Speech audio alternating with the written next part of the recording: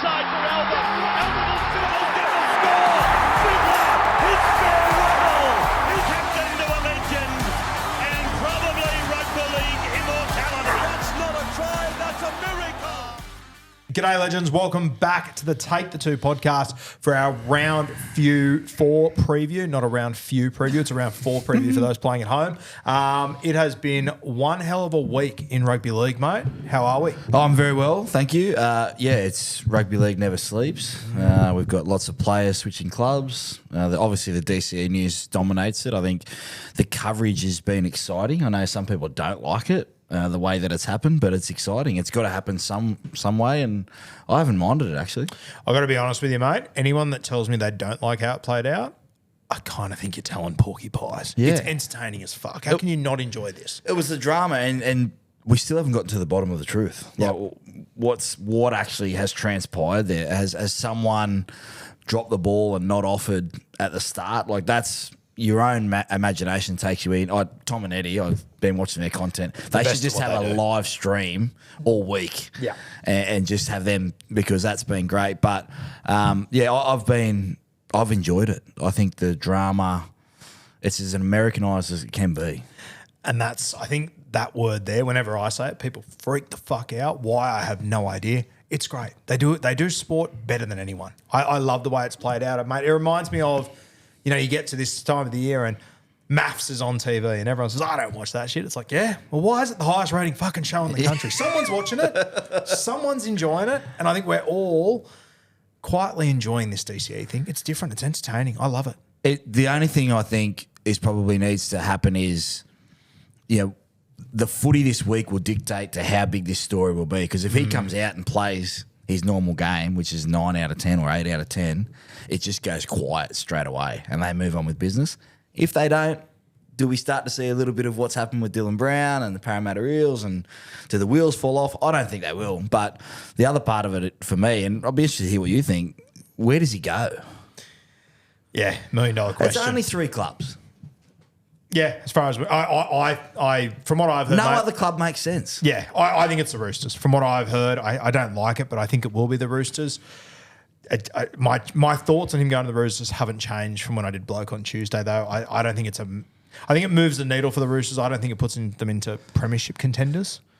But yeah, so the chat around, and I say this respectfully, both these guys shitted. They're way in the elite level, but the conversation around DCE being similar to Cooper Cronk when he went to the Roosters. Horseshit. The Roosters finished second in 2017. That was the icing on the cake. They've just lost 6 guys that are established in their positions, Joey Manu and the rest.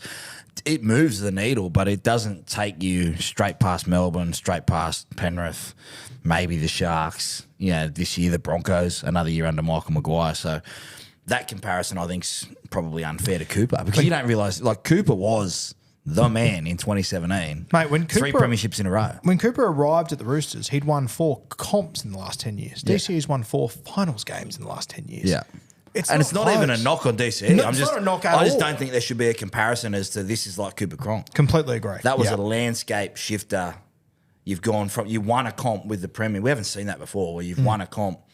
Only Kevin Durant and basketball fans, Golden State. But he wins a comp in 17 and goes to the team that finished second and goes and wins 2 more. Like, that was ridiculous. Not to mention in 16, if Will Chambers passes him the ball, he scores that try. They win that grand final. Wins 4 in a row. Wins 4 in a row all of a sudden. I think that's, and I also think it's very unfair, as you said, to the 2017 Roosters.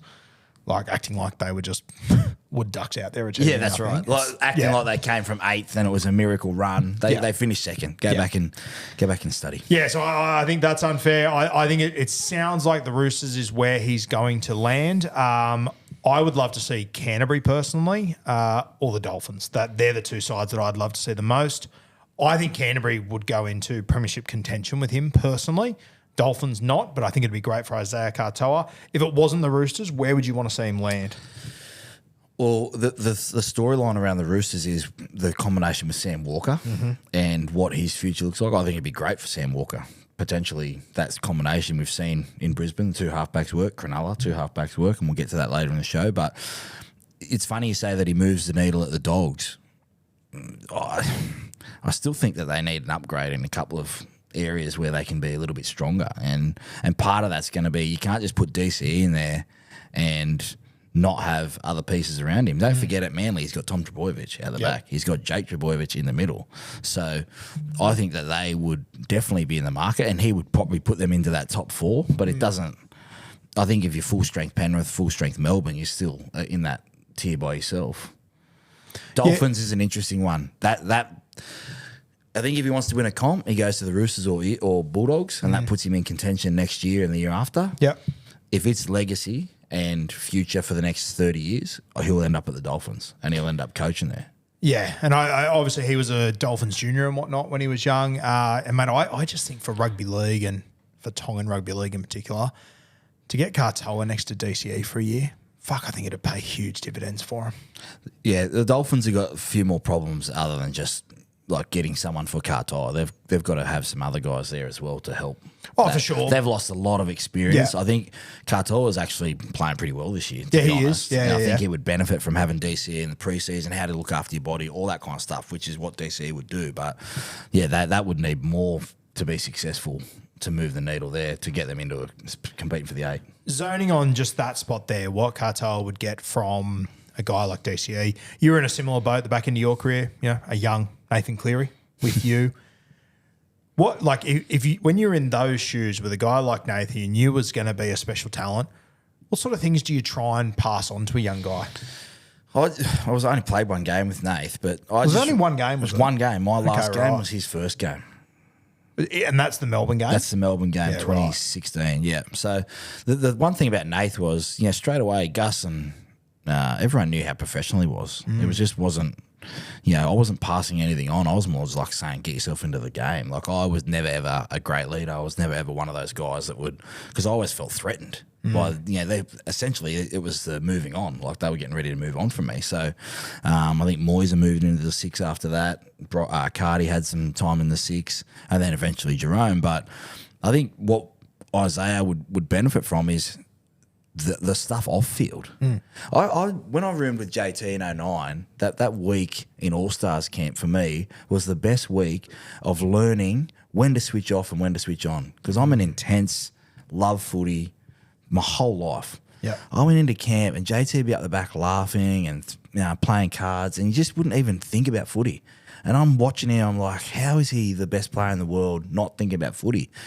Boots go on, still laughing. As soon as he crossed the white line, it was on. And again, I was probably a little bit different. I had to switch on a little bit earlier, but I just didn't carry things with me and knew that if I'd played a bad game, I had to go and learn from it rather than carry it for the next day or the day after that. I think Isaiah Katoa would benefit from that.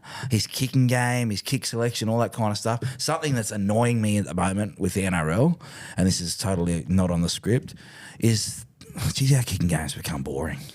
What do you mean by that? We are last week calling the Parramatta and who'd they play? Para and were they Canterbury? Para and Canterbury game. Yeah. It's 14-8. You haven't won a game. You haven't been in games all year, and we're kicking to a corner to make someone happy because that's the game plan. The fullback is standing 55 metres back. Wingers are up or back, sitting there, and we don't even look to go, hey, I only come on the inside here. I'm going to get a little chip. 14-8, let's go for it. If we lose 20-8, okay, I can learn a lesson about timing, but we continuously watch them go corner to corner, and don't think that I hated the game because I loved how tight and gritty it was, but I was like, the first person to step up and kick early here or mix up a kick is going to break the game right open. And that's why Cherry Evans at 37 is still getting a 2-year deal, because he knows front foot, back foot, whenever I'm going to come up with the right kick. Nathan Cleary, come on. And yes, there is times where you want to go set for set for set. If you go back and watch just the kicks of that game, and you look at how deep they were, use your imagination. Like, we get it. You're going to kick down to the corner, and there's times for that. But, geez, like, Luai and the Tigers have shown, like, if you just play footy a little bit and you grub it through and you chase hard, you're going to come up with results. Man, I always think about, to that point, like the Melbourne Storm and the Big Three, well known for, like, death by 1,000 cuts sort of stuff. But Mate, how often would you see in key moments them come up with that set play, that chip over the top, the 3-man inside around the ruck that they'd pick their moments for? That I think you always look at. I think a lot of people look at Cooper Cronk, and my most hated term in rugby league, a system halfback. And I think people look at Cronk like that, but mate, the amount of big moments he used to come up with like that, The crossfield kick. like that windscreen wiper kick he did that just came out of fucking nowhere, like just playing his own style. Yeah, but I'll give you some credit. A couple of weeks ago, you were talking about AOB and Newcastle Knights. Yeah, What's made him better this year? He's coaching to his style, not what he's learned at Melbourne, not what he's learned at the Roosters. He's coaching his style. he's coaching the team he's got. Yeah, Too many times, and people are going to say, well, you haven't coached that level, blah, blah, blah. Too many times we're trying to fit into a system that Penrith are really good at or Melbourne are really good at. Like Melbourne last week, Craig Bellamy would be filthy at the Jerome Hughes attempted 40-20 because that wasn't in the plan. Wrong side of the field, pressure from the inside, overcooks it. They don't see. Yeah, and you go back and you're going to watch this documentary and he just says when they lost last year, they just know who they are, Penrith, and they stick to it. Not everyone can be Penrith. Yep. They've won 4 in a row. Not everyone can be Melbourne. So when you're playing Melbourne, you know that there's going to be that set play at some stage, but they've got the balls to be able to do it. And they do it, and it might not come off, but it might set you up for the next time. Cronk, the system halfback thing pisses me off because he'd go to the line, look this way, kick back that way, and Slater's coming from outside in, and you're going down there and it gets a bounce, and you're like, and I understand the game and where it's gone, don't get me wrong, but there's just so much boring stick to a cycle. We try and out-cycle each other where if you just try it 50-50. The game's made up of 50-50 plays. Yeah. If you 50-50 and you get one, you could break like the back. I'm surprised Canterbury didn't go for a field goal like with 15 to go. They were gone.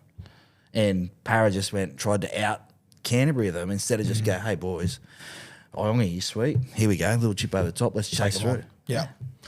I love it. Okay, today's episode brought to you by Neds. Your host forgot to bring that at the start. Brought to you by Neds. Go jump over to the app there. Following with all my bets, all of our About Even bets will be in there as well. So go and jump over there. Now, mate, I'm going to segue to another player we're going to talk about. And what you just said, and I've spoken about it before as well, that it's a copycat league quite often. Everyone's trying to be Melbourne. Everyone's trying to be Penrith.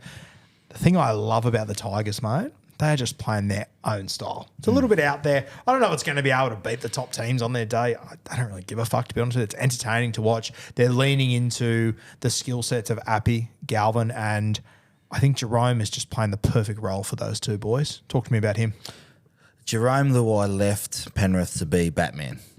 And essentially he's gone with 4-time premiership winner, the captain of his country, everything, state of origin title, everything.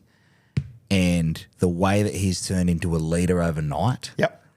Not that he wasn't a leader at Penrith, but I think the way that he's got his ego and he's just gone, hey, I'm going to help you. And that's what you're talking about with Cherry Evans and Kartai is we're going to let Galvin roam. And he's not like, go for that side. He's just letting him roam, letting him play. Some of the defensive and scramble plays that Luai's come up with as a leader and as a captain is why he left. Yeah. Because he knew he was ready for that moment.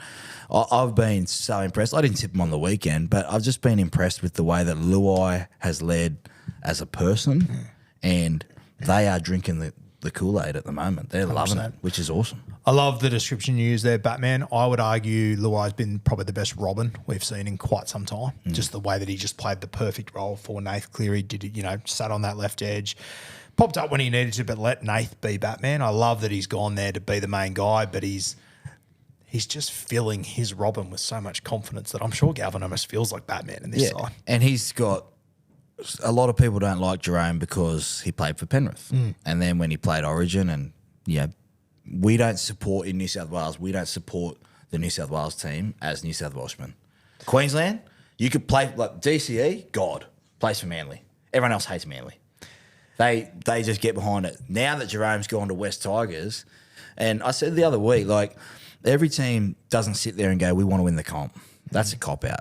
They needed to improve on their discipline, their standards from last year, and that was going to be off the back of their new signings, which is experience, guys that have been in the trenches, plus a little bit of arrogance, a little bit of cockiness. Yep. And along the way, they're going to make mistakes. But are they not must-watch TV at the moment, the Tigers? Yeah, and you know what? There's a bit of arrogance, there's a bit of cockiness in it. I'll give you the hot tip who's been arrogant and cocky. Penrith for the last 5 years. Yeah. The West Tigers of 2005. Yeah. Imagine if they weren't arrogant. that Playing side. their style. Yeah, playing their style, leaning into it, changed the game. And there was no bigger moment, if you go back and watch the replay of when Appy scores, Luai knew he wasn't getting the ball. Yeah. But he was just as happy. He was like, we got ya. And that breeds confidence. You know, and there's a lot of conjecture about Lockie Galvin and he's going to get a shitload of money, and rightly so. You are what the market is telling you.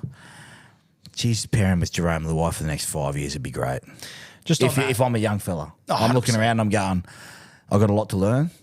I'm going to get a shitload of cash, but I can do it with you. And if you're learning how to play freestyle or off the cuff footy, there was no one arguably better in his day than Benji Marshall. Mate, I'll tell you what really excites me about this chat. It's been a long time coming in rugby league, but I feel like this is the first time we've been talking about a Polynesian half like this, which I fucking love. Yeah, well, that's been the talk in the international scene for a long, long time. If the Samoa, Tonga, Fiji, if they were ever going to compete against Australia in the big games and not the one-offs, they had to have a dominant Polynesian half. And the fact that you can have Terrell May and Payne Haas, Jaden Sewer in a pack, along with Jerome Luai and Stephen Crichton and Brian Toto. Critter, Toto, Skelton. It's a fucking football side. A Samoa, if you put their full team on paper, someone will in the YouTube comments, just write out the best team right now, all Samoans playing for Samoa. They're equal with the top teams. Yeah, it's going to be terrifying. And like for the Kangaroos especially, who, obviously top dog at the moment still, but take Payne Haas out of that side. It's completely different. He jumps fence and it flips the landscape on its head. I would argue more so than what Tonga did a couple of years ago with Tamalolo. Well, it's going to have to happen. Yeah. We just can't speculate. It's going to have to happen. It's going to have to happen. But if they do, the difference for me, mate, is they've got the ball player. Tonga didn't have that. Yeah, they had Lola here. They had Lola here playing off his head, who did a great job. Makeshift. And I think it was like a Pitagodene or someone. Like it was sort of all over the place, but still they just played that power forward game. But if Samoa can get all the pieces and have a ball player, it changes everything. It's huge. Mate, our next one. Let's talk about the Penrith Panthers. Bro, they are the most successful team I have ever seen, and I consistently learn more about them when they lose than when they win. It is insane. I totally agree with that statement. I text you in our group. Cole's put 2 out on the full, and I wasn't sure where the night was going for him. Not too proud to say. I was very unsure where the night was going for him. He bounced back, and that's a credit to the system, the players within the leadership group, but the coaching. Yeah. Yeah, to trust him and put him in there. They're down 14-0 away from home. They lose the best player in the world, and it almost made them better. Yeah. The fact that they hung in there and hung tight. They've still got some questions. I think the biggest question for Penrith this year is not whether they're going to be able to get there. Can they get these edges right defensively? That is a huge problem at the moment for the Penrith Panthers. They've chopped and changed. They've tried to find the right combination, and you can see a team that's been so successful. Ivan hasn't chopped and changed that much in terms of his edges. He put Toto on the other side the other night. It was a different combination with McLean. He's had Jenkins at fullback. I get that. But, yeah, it's going to be interesting to see how they work through this next problem, because I don't think there's been a premier in the last whatever years that's conceded 90 in the first 3 rounds. Usually you're riding off a high, and the game's different. It's faster, but usually you're riding off a high. You'll probably, most premiers come out and go 4 from 6. Yeah. Yeah, they're still bouncing around. They've had to go to Vegas. They've had injuries. They've had personnel change. The alarming thing for me is the 90 in the first 3 weeks. Which is unheard of for them. That's Absolutely double what unheard of. they averaged. I think they averaged 13 maybe in their first premiership, or 14. That's double Yeah, wow. in the space of 3 years. Yeah, the edges are brittle at the moment. I think as well, though, mate, like I looked at Penrith all last year, and I think Isaac Tunga is the best example of it ever. I'm looking there all last year in the regular season. I'm fuck. I don't know if they can pick this guy every week.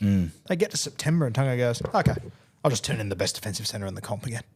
But I wonder, yes, I agree with that. But I wonder, must be some chatter going around NRL, because the last couple of weeks they've been beaten on edges. Yeah. Roosters, on that left edge or the right edge for Penrith, and then this week the left edge again for Penrith.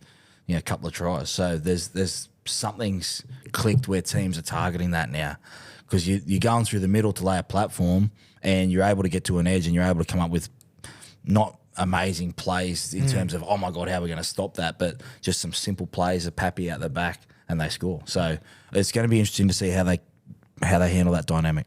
You mentioned Jack Cole. Sorry, Thursday night. No better chance against one of the best left sides in the comp. Yes.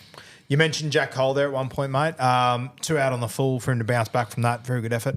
Mate, I thought the week before he was very average too. I actually didn't think he'd get picked in that game, to be honest. I reckon if they were full strength going in that, I reckon you could have seen a change there.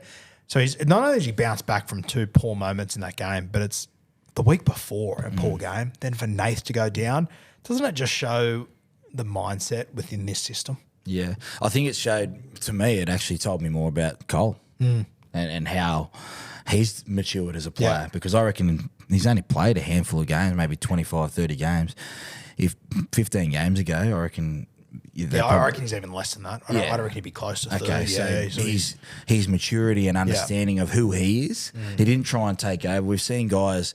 when your half goes out, there's no point me trying to play like Ben Hornby or when Peter Wallace. I still had to play my game. And usually when the other half goes out, if you're trying to compensate for that rather than come with me, I think you get yourself into a little bit of trouble. The first 2 kicks, like I said, I texted you. I said, this might be a long night. Then all of a sudden he settled into a rhythm. I thought Blaise Talangi for his first game in the circumstances came on and did a really good job. Yep. But it was the maturity, and that's when you play NRL, you start to feel comfortable in your own skin, maybe 30, 40 games in. But the luxury that he has is he's in a premiership winning side, and the system and the coach, and they know him, and they've kept him around for a reason. The big watch is where's Schneider fit into all this, because he's not in there this week. Yeah, well, Tolau's sort of come from the clouds. So about halfback. If they miss out on Cherry Evans, the Dogs, they could, and they need backup because Hutchison's off. Must be off there because he wasn't in last week. So, I just love the way that he bounced back, and it was like I said, I texted you, I wasn't sure. Penrith, it's round 27. They're getting ready for finals week 1. Everyone's full strength. They finished top 4. Who do you think is partnering Nathan Cleary come crunch time? Does Blaze make his way in there eventually? Is it? Do you think Jack Cole can hold on to the spot? I think Cole showed me enough on the weekend that they trust him enough. Melbourne in Melbourne I'd never won down there. In 10 years. To be able to get them within a score, and when the house was rocking and they're favourites, I think that says enough to me that he's going to go through some bumpy parts in this season and in his career, but that showed enough to me that he has the composure to pull himself back, not try too hard, and still be able to come up with and they trust him. I still reckon by the end of the year it'll be Blaze there eventually. I think that's where they'll end up, personally. I wouldn't mind seeing Blaze in the centres. I don't hate that. I wouldn't mind seeing him in the centres, maybe potentially with Nath, who's a great defender. You're going to have Liam Martin there. There's a little bit of protection. Gets a chance. Maybe To'o goes back to that right wing. I could see a world where he lives there. As a 6, I needed to see. I know it was his first game, but you usually get a chance when you see the Sixers. They've got that feel to be able to get out the back. He's been out the back of shape for so long. So he's just still got to adjust to that, and I don't think Ivan will do it mid-season. And, mate, to be honest with you, the week before that he played 5'8" New South Wales Cup. He didn't have that feel either. Yes, it's a feel because you're going from out the back where you get a chance to see the lead runner go inside there. You can feel the outside pressure coming in, and you can make that pass. You can be deeper. You can come onto it, whatever. You can slice through.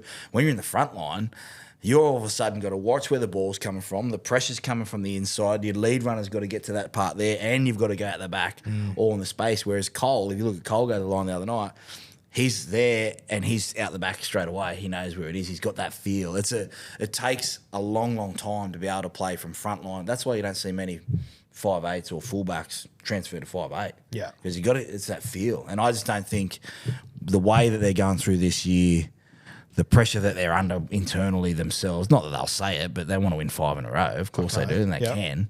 I just don't think that they'll make that change and go through that pain, because if Nath goes down and Blaze is your only half and you have to have a makeshift, I just don't think they'll do it. Yep, fair shout. Mate, the other guy we're going to talk about, another ball player that we're both big fans of, Trindall over at the Cronulla Sharks. I love that finally this is just his team.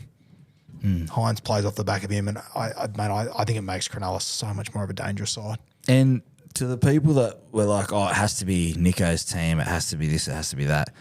Nico doesn't seem like, I don't know him very well, but he doesn't seem like the kind of guy that's rocking up going, I have to get my 50 touches. I reckon he's probably gone, great, I can just play again. And he's never ever in the room going, hey, Fitzy, I need to be this, I need to be that. He's just like, I just want to play. And they've tried to help him through it. And on the weekend, when Trindall plays like that, and like he did against the Cowboys last year, it allows Nico to be Nico and get some confidence back. And I thought Nico looked great on the weekend. Mate, I think he looks sensational. The reason why Trindall's so good, and I've watched him for a long time, and he had a good reserve grade career in terms of going out, prepping yourself at Henson Park on a Saturday with 300 people there and playing against first graders that are pissed off they're not on the side, and he didn't get the shits and, try and get out of Cronulla. Like he could have gotten out of Cronulla years ago because he wasn't getting a go. He's gone through that pain now. He'll end up having a long career. I hope he does. I've actually loved watching him play because when I talk about the kicking, like for 240-20s on the weekend, that's just him going, I've practiced this skill. A bit like Matt Burton. Yep. I've practiced this skill. I'm going to back it. And the coach has said, we're going to ride with your decision there, and we're going to trust you in that decision. There's no more powerful thing than a coach saying, we trust you to come up with the last play. And you know yourself you can come up with that last play. And Trindall's been doing that. We were talking last week about guys like Ches and, being the guy on that side that can pick and choose those moments to kick. And I remember you listed off 4 or 5 guys, and then the last thing you said was, Trindall's got a bit of that in him. I think he's one of those guys. And I'm sure there would have been a few people sitting at home going, oh, fuck, not even the best halfback in his team or whatever. Yeah. But you saw it again on the weekend. Not sure if you saw Billy Slater's comments the other day, but he came out and said, I think he's a guy that could play Origin in the future. And the one thing, when he was younger, he was a fantastic ball runner. He did. I don't know if he understood the game management as much as what he needed to do. Yeah. To control the side. Now he's like making decisions, and they're just going, all right, sweet. And Nico's going, great. I can just run around. I can just be myself again. And I've actually really loved watching Braden Trindall play. And if you had any concerns about the Sharks, it was, can they come up? You think about that semi-final last year. Just one little moment. Yep. A chip and chase, a moment of brilliance. And I reckon he would have learnt more out of that about himself than actually losing the game, which is why he's one of my favourite players to watch at the moment. Man, I remember which years was Sean Johnson at Cronulla? Was that like 18, 19, was it, I think? Around that mark? I think it was, would have been maybe even a tad later. Maybe a tad later. I remember one of those years the Auckland Nines was on, and I said my breakout players from the Sharks, and I was going to announce it on the podcast. Everyone, oh, Sean Johnson's not a breakout player, you fuck with. I go, it's Braden Trindall. Just wait until you see him. It's so well suited to him. I'll never forget, it was the year the Sharks wore that stupid fucking jersey that had the shark's mouth on it, and they completely shit the bed, and he just never saw any ball. Yeah. But you could tell from a young age how talented Trindall was.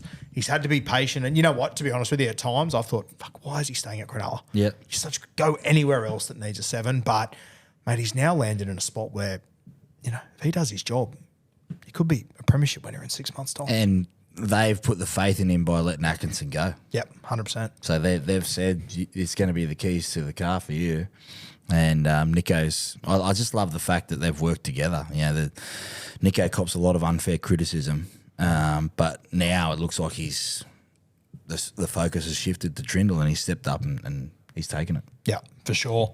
All right, let's move to our question of the week, and I'm going to put it forward straight down the barrel to those of you at YouTube. Your questions last week were bang average. I need nicher. I need weirder. I'm challenging you guys, so let's see how you respond. I had to go to the Patreon to get this question, which was a cracker. This is the sort of shit we're looking for, so it's a challenge to you guys. I want to see how they respond, Sowie. Some guys will go into their shell. I want to see other guys come off the back fence with the nichest question in the world next week. Get deep. Get deep. This is your opportunity. Ask that nerdy shit that when you ask at the pub, your mates turn around and fucking ignore you. There's that one guy in a group that just is like us. Yes. We want that guy. And you know what? There tends to be more than one, but they're too scared to show themselves. Reveal yourselves. You don't have to ask the question. You just send it out there. Send it out there. Do it. That's a challenge to you. This question comes from Dylan V, who, like us, is a fucking lunatic, and I love it. How do you think Karmichael Hunt's career would have panned out if he stayed in the NRL his whole career, considering he had achieved so many rep honours already at a young age? Now, for those of you that are a little bit younger, Karmichael Hunt made his debut as a 17-year-old in 03 or 04, was playing fullback for the Broncos. Part of the thinking of moving Lockyer to 5'8" was because Wayne Bennett knew he had Karmichael coming into this side. So that is, at that time, this is pre-Billy Slater era. That was the world's greatest fullback we'd seen since Clive Churchill, they would say to you. Darren Lockyer, an incredible fullback. They moved him to 5'8". Karmichael came in. And the thing I loved about Karmichael, mate, was that he came in, and I still think to this day, I'd probably have him with Darius as being the king of the 3-on-2. He would just never get it wrong. What are you on about? Talk to me. Slater was pretty good. Slater was elite, fair. Yeah. But, mate, that The period, 3-on-2, yeah, the 3-on-2. It's funny. I think I've told you before, but like Darius had run it, and we'd be sitting there Monday just going, fuck. How are they not reading it? How are they not reading it? Yeah. Yeah, like BMO's 48 tries in 2 years, I think. But, Karmichael was – the thing that made Karmichael so good was he was so tough. Yeah, toughest He could play in the front line. I think he played Origin in the middle. Yep. And he was – if you go back, this might be controversial. I think he had the best step. Yeah. Out of, I mean, Benji was a little bit light-footed. Carmichael's was like bang and accelerate through. You think about Roger, RTS. He was Roger before that. Yeah, he was so tough and so physical in the way that he played the game. Where would he end up in terms of the all-time greats if he kept playing? Well, it's hard to say, but is there a place for him in the top 5? All time, mate. People will say it's on the trajectory crazy. He was on, mate. On the trajectory he was on, he was going to be the face of the Broncos for the next 10 years. I will not hear anything different. Yep. If he stays at Brisbane, he is the main guy. I think he would 100% be in the Queensland and the Australian side. I don't think he would have dropped out of it, whether it was 6, 1, or 14. He would have been in there somewhere. Fullback, maybe not, but he did push Billy Slater to the bench on a few occasions in Origin. He would have pushed him. Lockyer retired, so there was a half spot open up for the Kangaroos. You had, your Cronks, your Thurstons, these guys, but I don't think they would have left Karmichael out of the side. No, because he was so physical. Mate, he can play anywhere. He's almost like Callum Ponga. He played in the middle, like he was that tough and that good at Origin. He could play in the middle. Where have you got him, mate? For me, the question isn't probably where would he finish. I think it's the impact he would have had on other guys' career. I think one of Thurston, Slater, or Cronk, I think their career looks very different if Karmichael stays in the NRL. Cronk came through in that 14 jersey. I don't think he gets it if Carmichael's there. It could have changed. It could have turned his career upside down from a state of origin perspective. And, mate, once again, I think back then, and it's different now for people because Brisbane are they're not the club they were back then. But, mate, if you were the fucking 5'8" for the Broncos and they were doing well, it's pick your rep side, pick your jersey stuff. That was when they were getting 10, 11 players every year in Origin. Every year, yeah. And it was the Broncos would go into Maroons camp, then they'd go into Kangaroos camp, and there might be one or two guys that might miss the Kangaroo. Like, it was fucking insane. And it was a different landscape of rugby league. But I think one of those three, their career looks very different if Karmichael, and the other thing you got to remember too, and I know Karmichael's career in AFL Union, it all happened. I get it 100%. But if he stays in Brisbane, and if he had Wayne Bennett there as well, would Wayne have stayed there though? Because Wayne was leaving. Question. It almost affects your career as well potentially. We don't want that. I don't want to point the finger at you, but mate, we don't want that. It could have changed the climate of absolutely everything. I think if Wayne, but don't forget Wayne was leaving in 06. So then they went on to win that year. Yeah. So he was out of there going to the Roosters. So they went on. So he would have. Maybe Karmichael wouldn't have stayed in Brisbane. He might have followed him down to. Darius folled him down to the Dragons. So it could have changed a lot of people's careers. I don't think you just focus on those three legends, but I think they're the three guys that have elevated the most. Yeah. That I think Karmichael could have had the most influence on their career. I think he could have been the biggest barrier for them to overcome. Yeah, that's fair. Because he was a little bit more established than a few of those guys at that point in his career. I mean, he would have had the blessing of Darren Lockyer as well. Like he was in a very, very good spot. He got offered dumb money to go to the AFL to be a billboard, essentially. I can't hold that against a fella back then. It was crazy money, but I always look back and think, fuck, like I personally, if Karmichael stayed in the NRL and if he stayed at the Broncos, I don't think it's been 20 years since their last premiership. Oh, that's...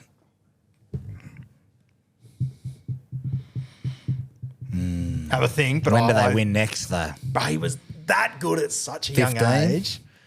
Could have won 15 with him. He would have been, how old would he? I mean, he played. And then fucking Darius doesn't...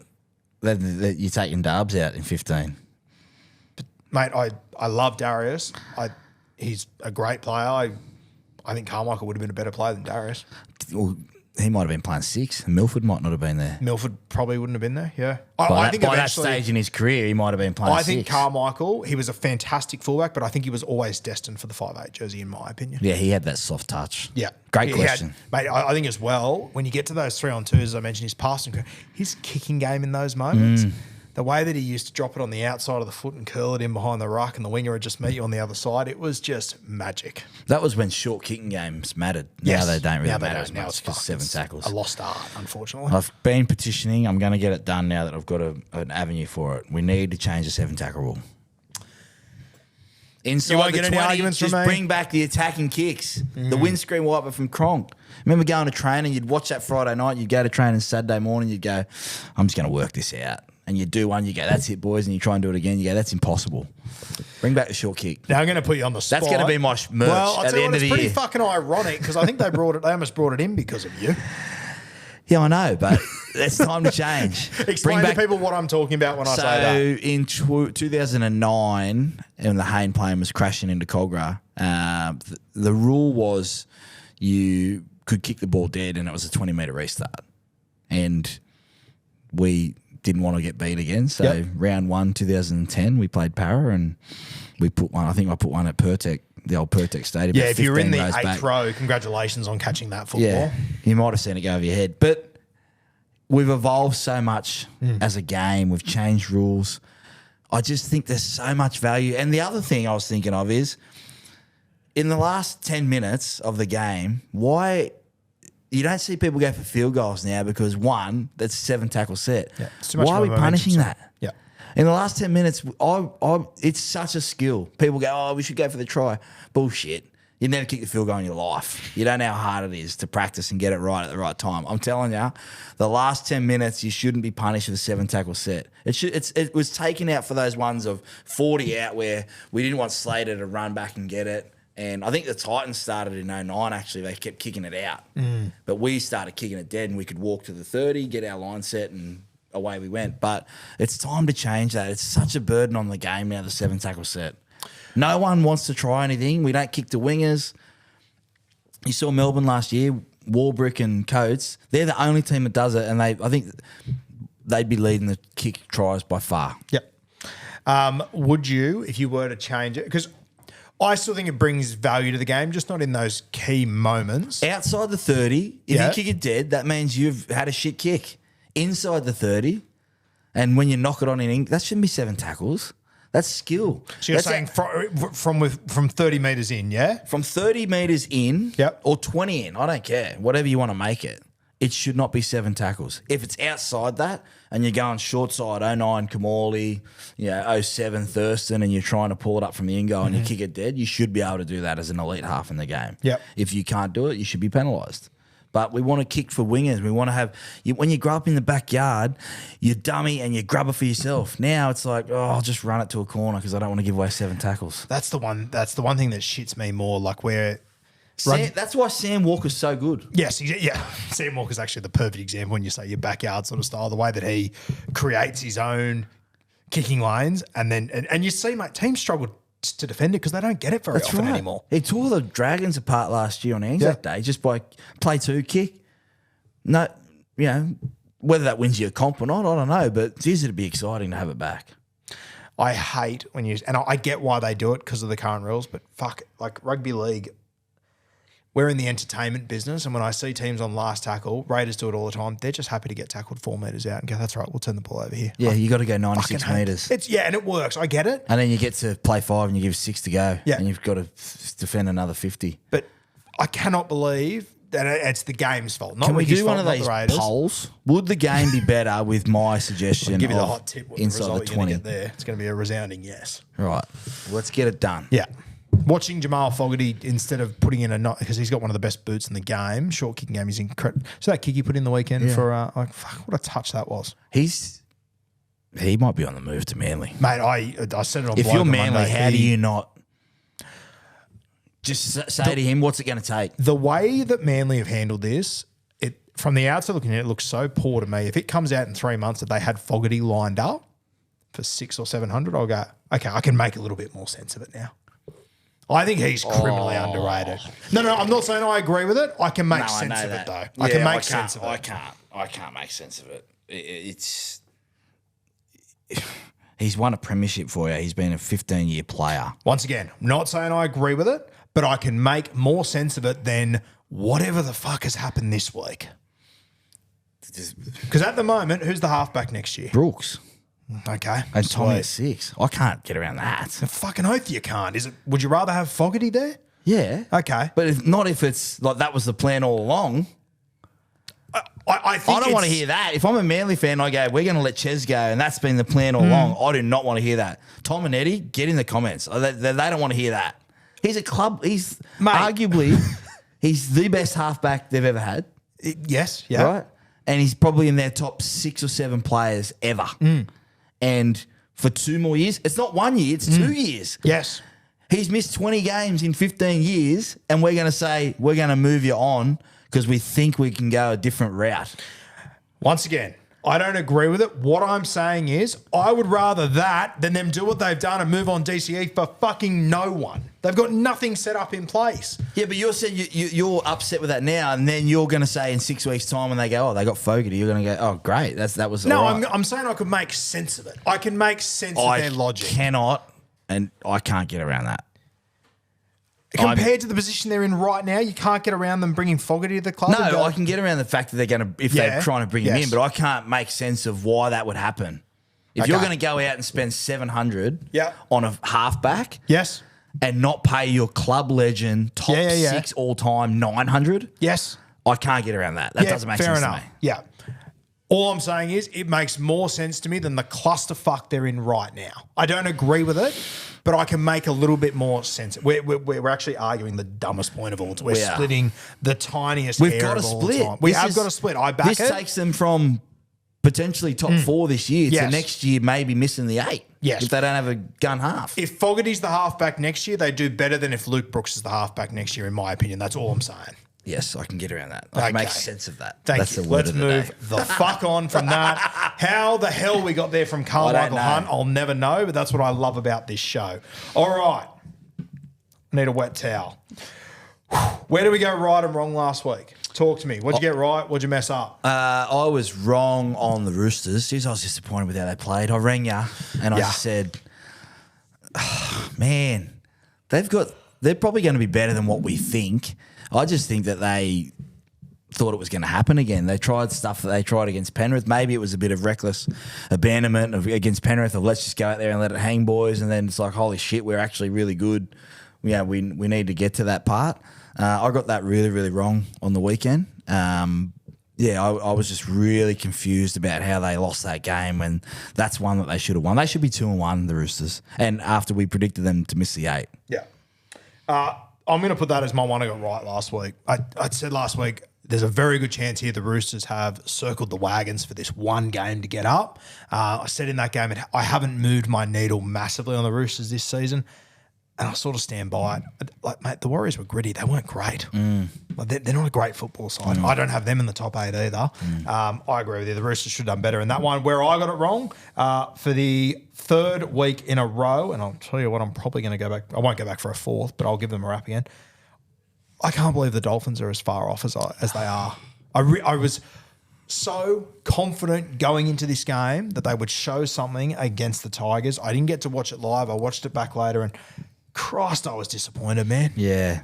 They're in a real tough spot now because they play the Derby this week, and if they lose that, they're 0-4, and the noise around Wayne Bennett leaving the club gets louder when it shouldn't be because they've got such a talented squad.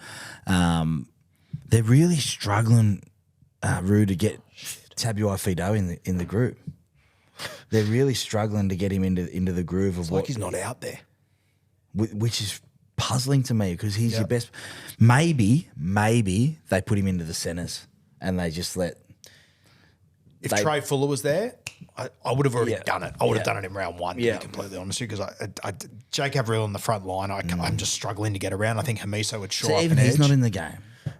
Well, I could see him at 6 even and have Bro, he spent all McGream as your 14. pre-season at fucking centre. He spent all pre-season at 6. And then because Junior Tupu wasn't as impressive as they thought, they've shuffled all the deck chairs around. It's just, I can't work out what. I think I tipped the Dolphins too. One that I got right though was the Titans. That was a special for me. That was, you saw what you wanted to see from the Titans. The only thing is their kicking game's going to let them down, mate. They're going to be under the pump. Yeah. And they're going to, it's almost like the shooting threes and no points in the paint. Yeah, they're going to really struggle if they don't get that kicking game right. Mate, Kano Keeney at time of recording, we're not sure what's happening with him. There's been reports he's out for the season. I don't think that's true. I think he'll be out for 10 or 12 weeks. I think there will be a little blessing in disguise here that it's going to force the Titans' hand when Foran's available to put him in the halves and put Brimson at fullback. I just think they need Foles in there. I've said it from day one. I'm happy to watch the Titans do this 3 fullback thing. I think they've got the forward pack. If they dominate to make it work, the kicking game's always going to be fucked. There's no denying that. But I think it'll be a little blessing in disguise that it forces their hand to put Foles back in there. Yeah. I do like Jaden Campbell at 7 though.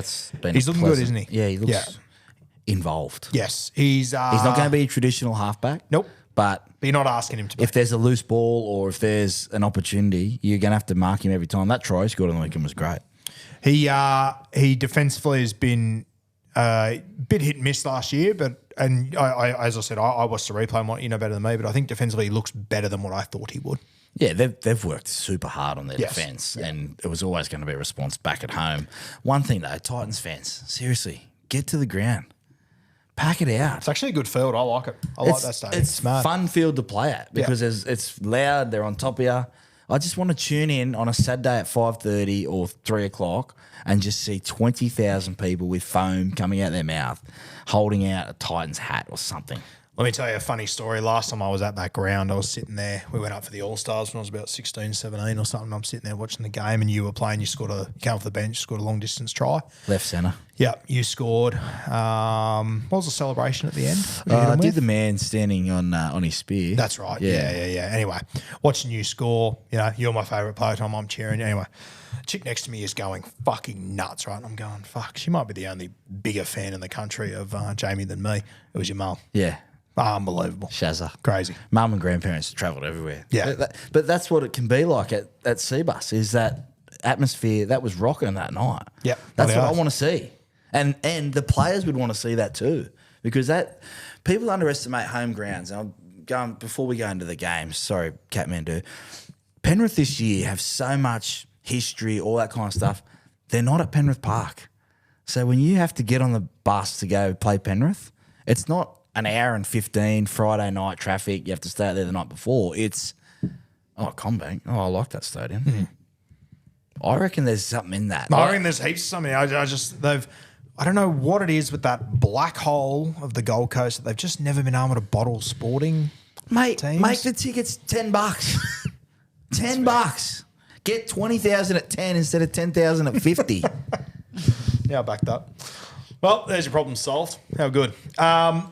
That was your positive for the week? Yes. Yep. So we're good there. Right and wrongs. Let's get into the games this week. And our guest of honour, she's been waiting very patiently on the bench.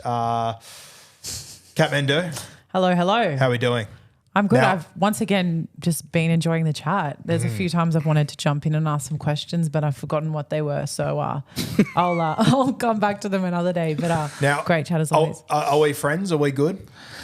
Yeah. What? Oh, I don't know. Well, for the people that don't know, I came in to record and Mummy and Daddy had been fighting, and it was very tense. A couple of Nagamas. Our version of fighting is just absolutely. Let's just say the kids felt it. We're here now, but yeah, Mummy and Daddy have been fighting, You kids. could cut the tension. Yeah, it was an afternoon. We're okay. We've come out the other side. We're good. We've both learnt lessons, and we're good to rock and roll. Sorry, Kat, I had to do that to you. Take us fine. away. All right, let's kick off with the first game of the week. On Thursday, 8 p.m, we have the Rabbitohs taking on the Panthers at Accor Stadium. All right, so on Neds, the South Sydney Rabbitohs out to $3.50. Campbell Graham might be the unluckiest dude in the country. Ruled out again. We'll get to it, but Jesus, stretch. Panthers at $1.30 on Neds in this one. Campbell Graham obviously out is enormous, mate, but I still think people underappreciate how good he is in defence. To have him and Jack Whiten, both those edges are in such a safe spot. You take out Campbell Graham. Tom Jenkins is playing left centre for the Penrith Panthers at about 245 on Neds. That's the spot I'd be going at. That's where they'll be weak this week. Yeah, he's just so good, Campbell Graham. Yep. You think about when he first started on the wing, he's a bit of a string bean and weren't really sure. And then I think He was almost a bit Wayne unco put at him the in the start. centres, I think. Yeah. And then all of a sudden he was like defensively really, really good. And then what made him so great was he was always good at attack. He could skip to the outside. He had long levers.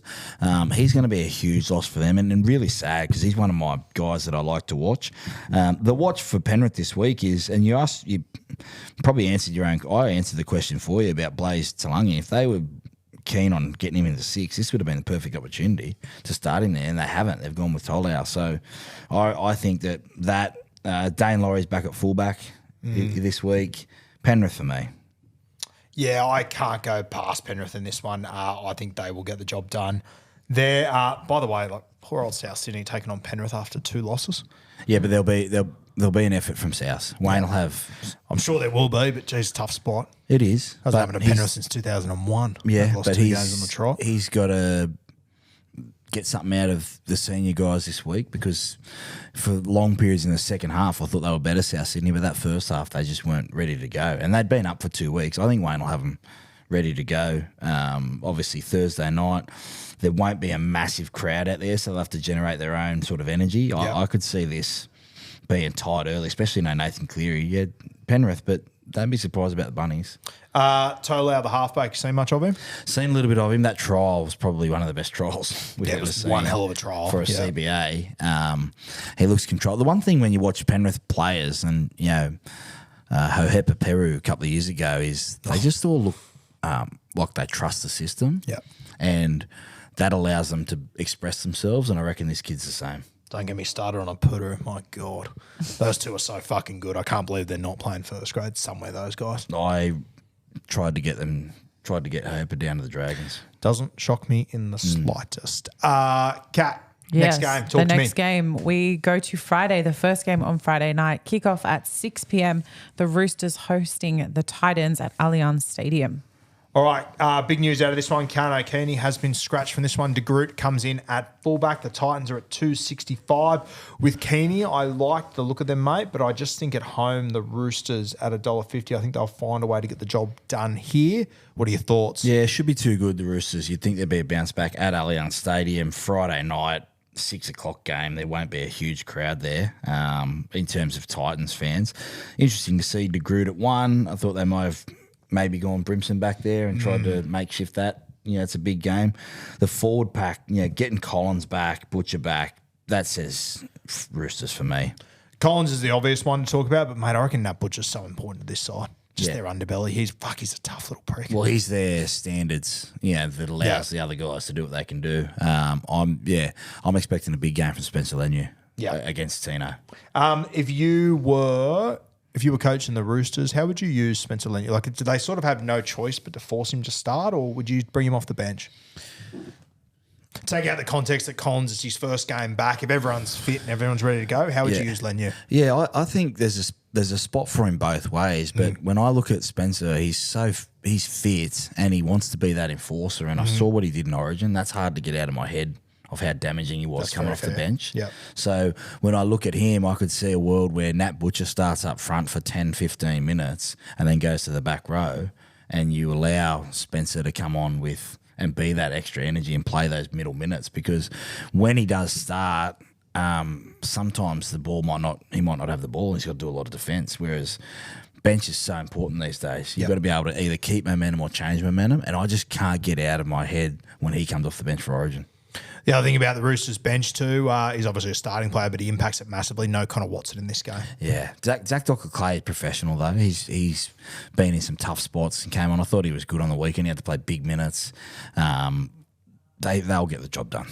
When you talk about in the game, like your initials, like SBW, ZDC is criminally underrated. Yes. I love it. It just rolls off the tongue. And will not have less than 2 right foot steps at some stage. He's a good player, Zach. Man. He's a good Fucking- kid. Yeah, I played he's with him good. out at Penrith. Good guy. Did you? Yeah. He was at the Bears the last few years, Yeah. captain out there. He's just a good guy. I like him. Next game, Mandu. I was just Queensland gonna Derby, say- 4 heads. Talk to me. Also, I know you love your ZDC. I was waiting for you to bring that one up and I get knew you were waiting for it. Sowie's approval on it. Well, you mentioned it. It's a Queensland derby because we love to have those every single week, it seems. So the late game Friday kickoff at 8 p.m. at Suncorp Stadium. Dolphins hosting the Brisbane Broncos. Dolphins 460 on Neds.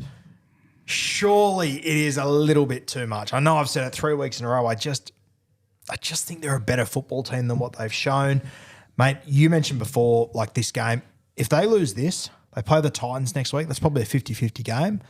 After that, I think they go Penrith into Melbourne.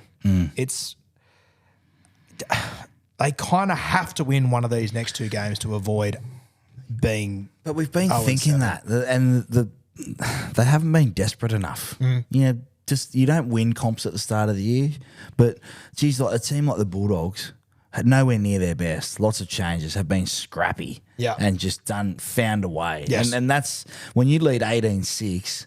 And then you concede a try before halftime from dummy half. That's ringing the alarm bells for me. Yeah. Interesting to note, Stags in, Marin out. I tipped that a couple of weeks ago.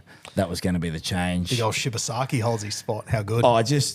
Ben Hunt would have a huge influence on who he feels comfortable with defending with. And Yeah. I just think they wouldn't change that. So I've got the Broncos. I think they'll be better for the run. Last week was always going to be Dad's cranky. We've got to make him happy. I reckon this week, it could get ugly. What are you seeing with Reece Walsh at the moment, mate? Spoke about him last week. Yeah, but- probably trying too hard at stages. Yeah, last week he had some. I think the big telling thing was there was a moment where Reece Walsh swept out the back and he passed to Shibasaki and Shibasaki knocked it on. Yeah. And Reece went to walk back and I think Shibasaki said, mate, bro, you got to run it there. You got to run it. And in the past, when you're struggling as a player, you might turn around and just arc up. Reece listened, took a breath. That was a sign of maturity for me. He came up with that. That's set play with 40-20. Yeah. Well, that's a set play. Trent Barrett would have set that up. But there's a maturity of he's trying really, really hard, maybe to please everything that Madge wants out of him instead of just relaxing. And I thought that was a sign of maturity from Reece. Good signs. They Like still won. Yeah. Yeah, they still want. Yeah, exactly It's a right, lesson for young kids, and you want to play great, but at the end of the day, when you're at that level, winning matters. And he was so beat up on himself. I rang you and said, mate, watch him after the game. He's so upset and stressed about everything, and he's a great guy. He's a great father and face of our game, and love that. I just think he's trying too hard at the moment. Do you think that is Madge putting pressure and expectation on No, him? Do you it's think him. It's just him. It's him. I think it's all happened so fast for Reece and it's all taken off so quickly. He's had the backing of Billy Slater. He's done well in Origin. He's been to a grand final that I think in his mind he's just got these unbelievable expectations for himself, which I don't think is a negative, but I think at the moment it is sort of weighing him down a little bit. Yeah, but it's not the music's the loudest in your own head. Yeah. Yeah, and that's where he's probably struggling with that at the moment. It's been a new off season for him. Michael Maguire would have put some strategies and standards in place probably that he hadn't had before. Maybe Yeah. a little bit of freedom taken away. He's still adjusting to that. He still looks super fit, fast. It's just going to take one of these games. And we said bounce back last week, and people are like, oh yeah, blah blah blah. Quality players, he's still playing NRL. Like, give the kid a break. Yeah. No, agree. 13.5 start on Neds for the Finns. This will be the last week I back them if they don't stand up for me, but I don't mind them with the start there. Next game, Mandu, what do we got? All right. We jump to Friday. Sorry, we jump to Saturday. Saturday, 3 p.m. It's the Dragons hosting the Melbourne Storm at Netstrata Jubilee Stadium. I'm seeing something here. We spoke about it 2 weeks ago. I don't know if they win, but fuck, I reckon they get close. I love, mate, the Dragons. I want you to talk about it more. Looks to me they build their entire attack around going down that left edge. That right edge of Melbourne has lost Jerome Hughes. They've lost Meaney. Katoa's under an injury cloud. I really like that left edge going at the Melbourne Storm this week. Talk to me. They have to win this week, the Dragons. Do they have to win? They have to win. Okay. They have to win this week. You're not going to get Melbourne again down that right edge with so many guys out. Sully back, that's a good sign. Clemmer on the bench. Told you Hamish Stewart was a gun. Yep. He's going to keep his spot. And Dylan Egan's reminds me a little bit of actually Liam Martin, the way that he's no prick. frills, just tough little bugger. He's going to get through his work without any fuss. I had Storm before the changes came out. I think I'm going to go the Dragons, but how much do they tighten up if it doesn't go their way, if they're 6-0 down and they start forcing it? You know, what's their forward mentality this week? Do they want to see Nelson, or do they sort of want to get into a 30-28? Because Craig Bellamy doesn't give a shit who's in that Melbourne side. He's going to come up with some standard. He's expecting them to win. He's expecting Wishart to play the best game of his life. Anderson at centre.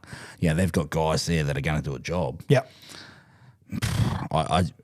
If Dragons score first, I think they can win, but it's sudden death for them. Yeah. If they lose 3 at home, it's carnage. Yeah, it's carnage. Yeah, it's like Off the a bye Dolphins. too. Yeah, off Yeah. a bye. Yeah. I also think the other factor against Melbourne, that Penrith game would have taken a lot out of them as well. Yeah, it's Melbourne though. Yeah, for sure. But it's still like, things that are going for and against, that'd be another one for Craig me. Bellamy probably sits the money this week and just goes, all right, what happened in the second half? Yep, we worked through it, blah, blah, blah. No Hughes. Oh, I need you this week. Yeah. You're the man. You're the leader this week. He'll probably be captain, I'd say. Sorry, Harry Grant's there. He's still got Harry Grant. Yep.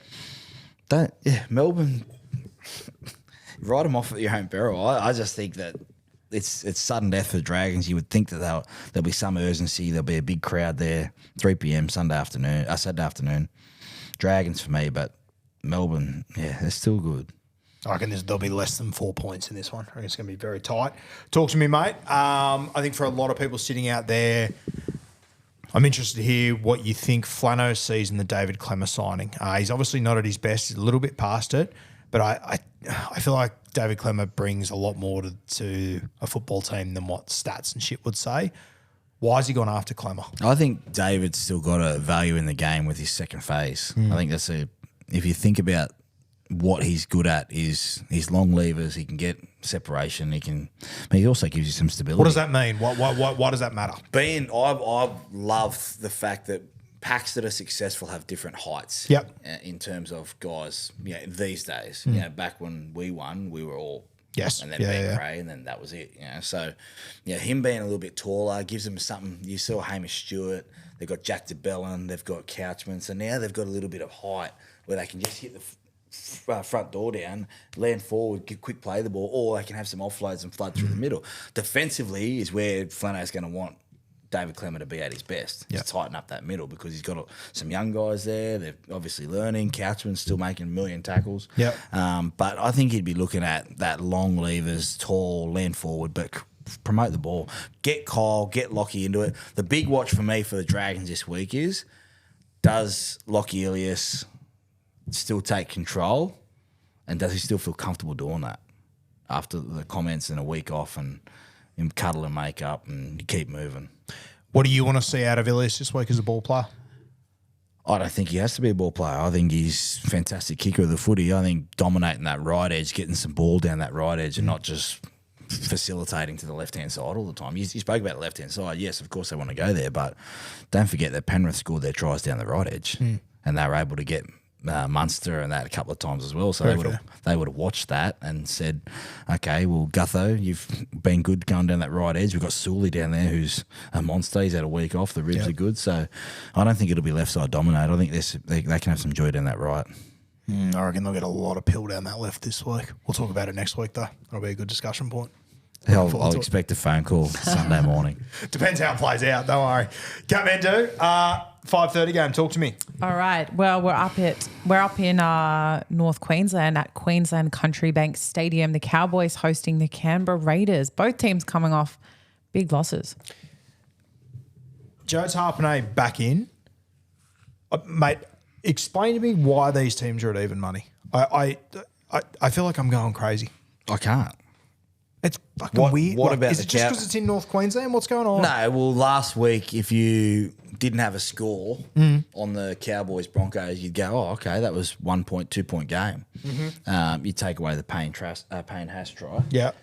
But you would say there's an effort there and something's clicked. Maybe they've had their asses smacked and they're finally clicking into gear. But Ricky Stewart, trip away. They probably went from Sydney straight up to North Queensland. Mad Cow, the bank. Oh, Raiders for me.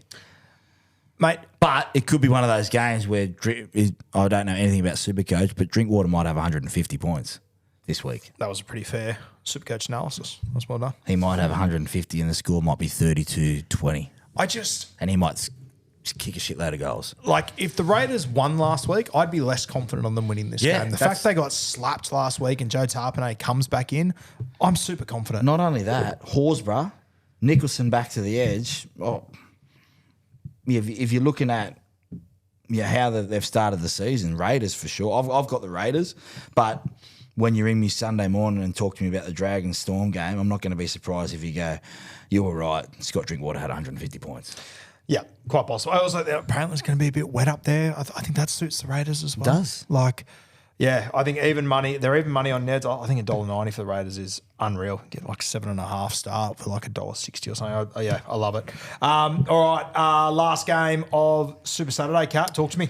Super Saturday action ends out at Shark Park. Thank you. You're She's got welcome. a fucking Shark Stadium this week. I Mate. just flipped the table. We're What going to is have that? another domestic over this. That's what it said on NRL.com, all right? Hey, I don't want excuses. Can we do like the retro grounds Yes. next week? Sure. Sure. Can we give her a bit of homework, the kid? Yeah, okay. Yeah, And just sweet. say, Yeah, I don't have enough work to do, I Sally. want That's us fine. both to come in next week, and if you guys don't put in a better question, this is what it'll be. For each ground, what we will always call it in our mind. Yes. I like that. Fuck. Just do McDonald that. Jones Stadium has never not been called Marathon for Yeah. me. It's not even fucking close. and Pertec. Pertec, Dairy Farmers, thanks for coming. Yeah. Cogra. Save it for next week. Okay. That's All a right. good one. I like that. Your question's got to be better than that to get a bait next week. Yes. So level up. Okay. What are we at, Kat? It's the late game, and just to round off the Super Saturday action at Shark Park, Thank you. taking on the Bulldogs. All right, Kickoff the- 7:35. The Bulldogs out to $3.90 on Neds. The Sharkies at $1.26. I mentioned last week, mate, with the Sharkies against South Sydney, I sort of said, I don't know if they're, maybe it was on about even. I think the start was like 17 or something. I was like, fuck, I don't know if they're ruthless enough to beat them by 30. They weren't. I still don't think they're that side. This Canterbury side, they're clunky, but fuck, they're tough. I think $3.90 is too much for Canterbury. You were on the money last week with that. I just think Saturday night Sharks. This is they go. What do they go? 3-1 to start the year. Yep. Bulldogs looked tired last week. They stopped playing with about 15 minutes to go, which was an alarming thing for me against the Yes. Parramatta side that wasn't throwing anything at them. And not the first time. And not the first time where they've Yep. done that this year. I think tied early, hostile environment, Sharks. It'll be pumping down there. I've got Sharks for me. I got the Sharks winning. Starts 11.5. I'd be more than happy to take Canterbury with 10 points there. I'll take the 11 as well. So give me those two. Give me that. As far, we're talking about the Sharkies a bit, the Bulldogs, mate. What are you saying with this side? Like, I watch them and I'm like, geez, in defence, you're good, you hang around, but they are still conceding points every week. What is there a difference to last year that you're seeing? Is it like I know Burton and Kickow aren't there, but when they were there, it still looked this way. What are you seeing with Canterbury? Well, that has to be the step for them. If they want to be a contender, they have to be defensively averaging.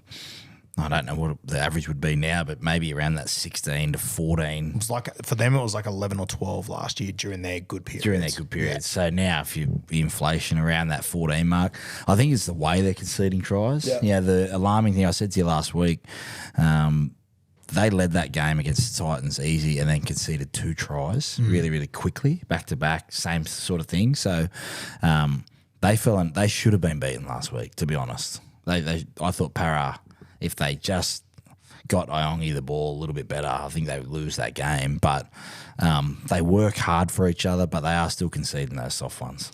Put it this way, you put Mitch Moses on the field, Parramatta win that. They win well, I think. Yeah, you're right. Just that little bit of class they were lacking to take advantage of Canterbury. I don't know, I just got a feeling they're going to hang in this one, but yeah. Sunday afternoon, Kat. Sunday, Arvo, the action starts at Four Pines Park. Manly Seagulls taking on the aforementioned Parramatta Eels. And Manly, probably the most talked about team this week as well. Probably. Yeah, they're right up there with them. $1.15 for the Manly Seagulls, $5.60 for the Parramatta Eels. I'll tell you what, I mentioned before, mate, that I think everyone's enjoyed how this whole DCE thing's played out. No one's enjoyed it more than one Dylan Brown. Everyone's just forgot his existence for a week. It's insane. Just taking the heat off him a little bit. What do you... Weird week for Manly, a lot going on. What do you expect? Like, is Parramatta just so far off the mark at the moment that it won't matter? What do you reckon? If Manly are serious about being title contenders, I think there had to be a players-only meeting at some stage this week, and it says, in life, boys, you're going to make decisions that are the best for you and your family. And whether he said it or not, surely Jake and the people in that room would have said that he's earned the right to make his own decision. Yep, we don't like it, but he's earned the right to do that. All we can focus on is what we do this year and win. Because if you win a title, you're remembered forever. And that has to be the focus of the Manly Seagulls, not what Daly Cherry Evans is doing. And I think he would want that as well. So I think Manly come out and the Eagle Rock is just playing for 60 minutes straight.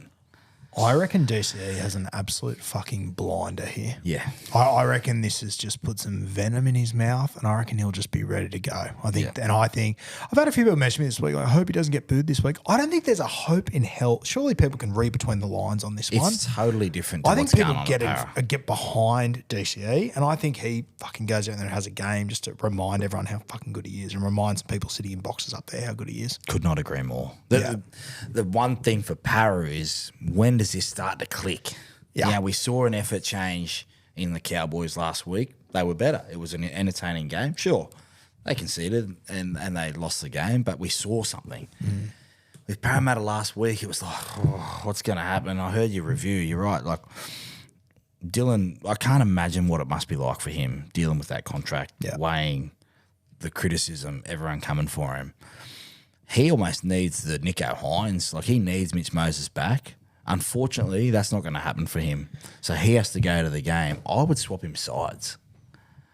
And I would say, we're going to go old school here. You're everywhere first receiver, because I reckon he's a better first receiver than second receiver.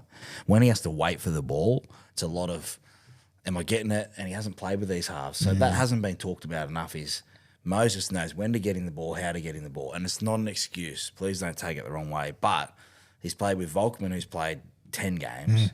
Comes in and plays with Hawkins, who's played 15 games, and he's got to wait for the ball all the time. When he got the ball and set up Iongi, that was because he went off the left foot, straight out the back, at pace, comfortable getting the ball early.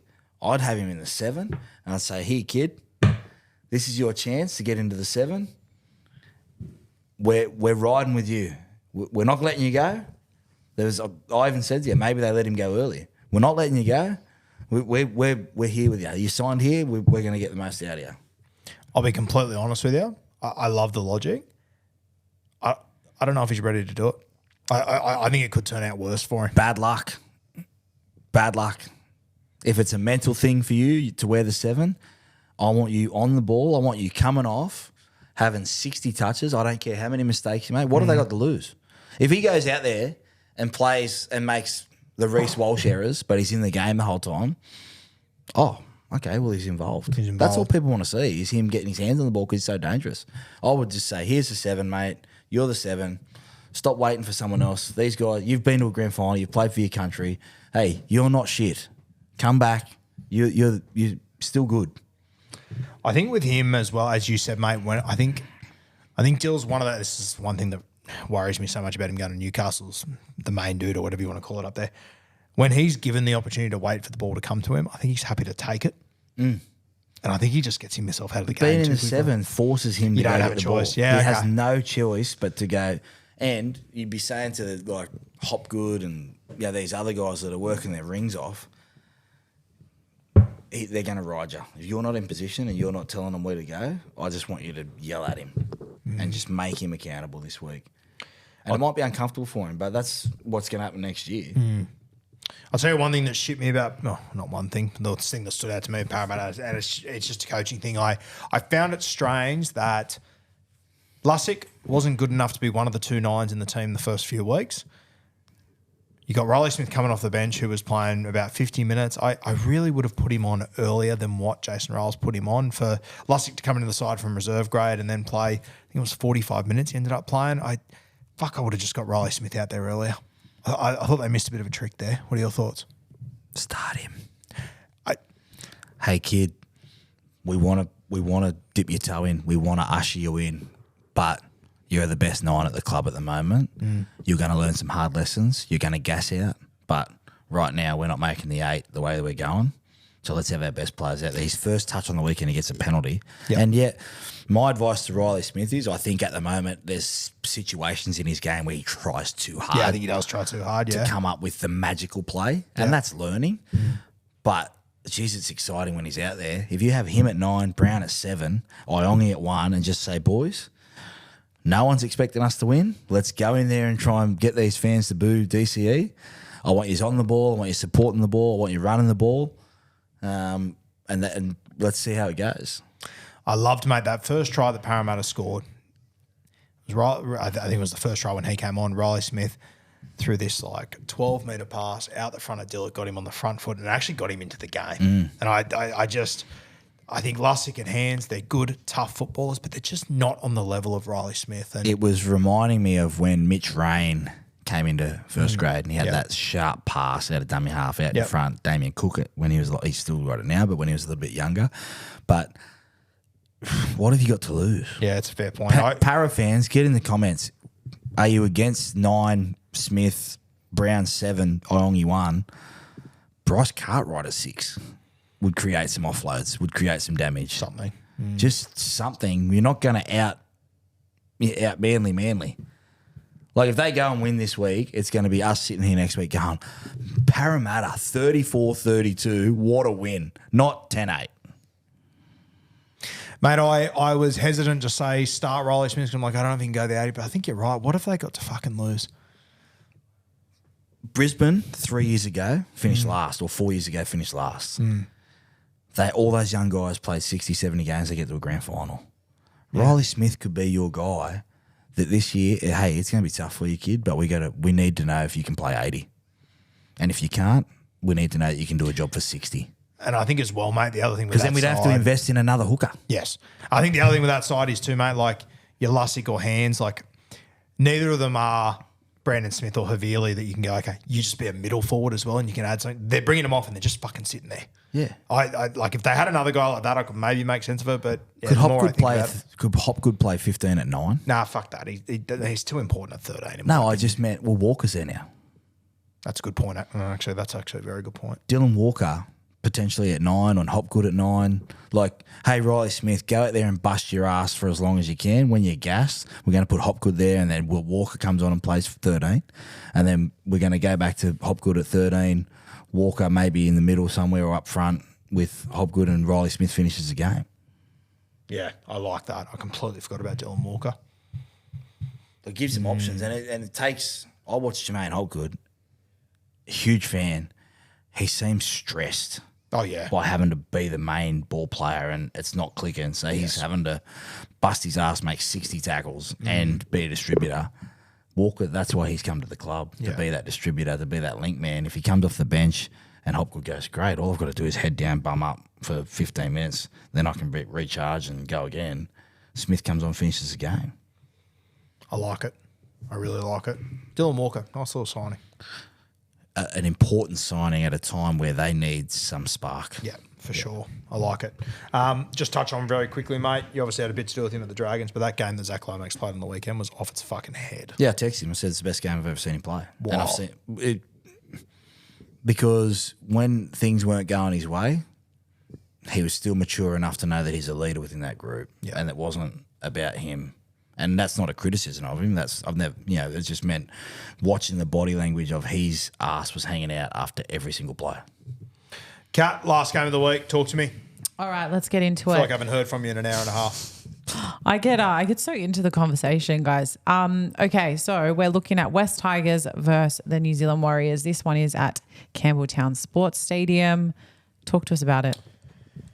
Tigers at $1.60 on Neds. Warriors at $2.35. I have no idea in this game. I have no idea whatsoever. Are the Tigers as good as I think they are? Are the Warriors not as good? I don't quite know. I want to say the Tigers. It's at Campbelltown, but I still feel like there might be a little reality check coming for the Tigers at some point. But am I just underappreciating them? What do you reckon? Yes, where we've at some stage we've got to rip. Am I just got PTSD from the last few years of the Tigers? Yeah. Yep, and rightly so. This is a game where they should win at home. They've won 2 in a row. They were 2-1 last year.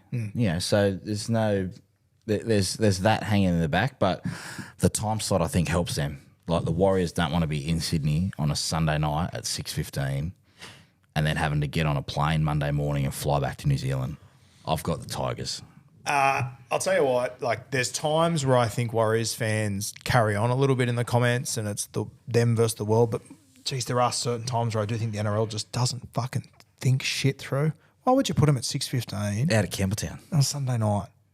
That's That's what makes it hard for the Warriors this week. The other thing is they're relying on moments of brilliance at the moment.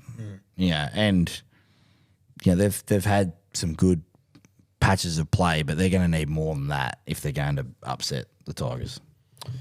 Yeah. I'll take the Tigers in this one. I'm a little bit up in the air. But yeah, Tigers for me, probably in a tight one. We sort of spoke about the Tigers, Galvin and stuff. Anyone from the Warriors? Obviously, Roger Tuivasa-Sheck out of this one. Rocco Berry comes in. I love the look of this young fella. What about the impact of Warriors losing Dill Walker? Well, he's a link man for the halves who are still finding their way. So now you've lost Tohu and now you've lost Dill, your two link men. It's big. It is big, and be interested to see how they go, whether Barnett plays a little bit more out the back or they don't have a link guy and they just go straight to having first receiver, which might suit just getting the ball early to Metcalf and also Harris Tavita, because those two guys need to be able to make decisions. And I thought if Dylan Brown's a ball runner and he can get a chance to make a decision early, maybe those two guys can as well. I thought in a game where the Warriors were a bit clunky last week, and Appy's probably the king of it, but mate, the deception of Wade Egan around the ruck, fuck, I like watching him play. He's not going to be appreciated enough because of guys that have played Origin like Appy and he's come along in a good era, and the deception and the way that is there a world where he slots back to 13 for a little bit? Mate, I don't think you can put him there just with his body. He can't stay conscious. He can't stay fit. Like, he's too tough for his own fucking good. Yeah. And if the Warriors lose him, they're in all sorts. He's integral. Yeah. But it's going to be. I think this might help them a little bit in terms of puts responsibility on the 7 and 6. That try last week from Harris Tavita was sensational, by the way. I love so much about Harris Tavita.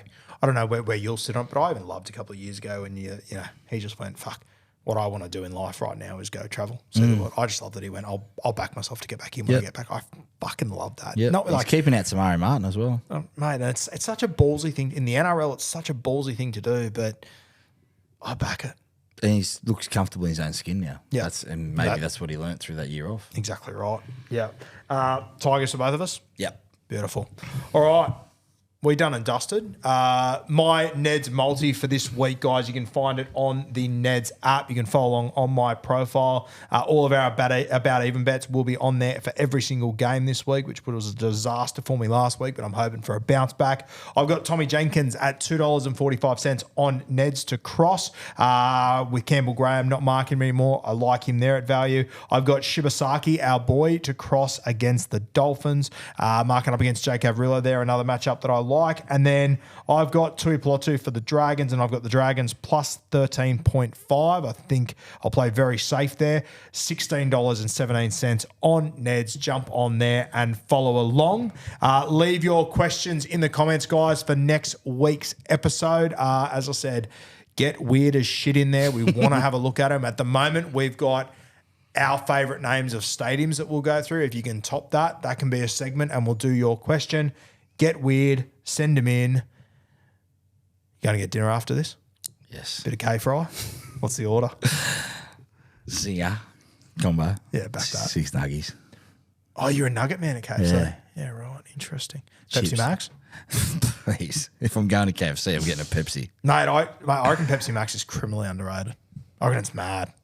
My mate's like that. He thinks Pepsi Max. Mate, I'm fucking telling you, it's hectic, especially with KFC. It fucking Did you have hits Pepsi Max out. last week and you were hung? Yeah, I did, yeah. Yeah. Yeah. I can't get around Pepsi Max. Shout out to Cessnock KFC. Chef's kiss. Very, Has to be very fresh, good. though. I don't think it was a Cessnock, but anyway, can't win them all. I'll tell you what, the one at Mascot you're going to go to tonight doesn't get fresher, trust me. We only do the best over here. All right, thanks for joining us once again, guys. We'll see you next week. What's gambling really costing you? For free and confidential support, call the number on the screen or visit the website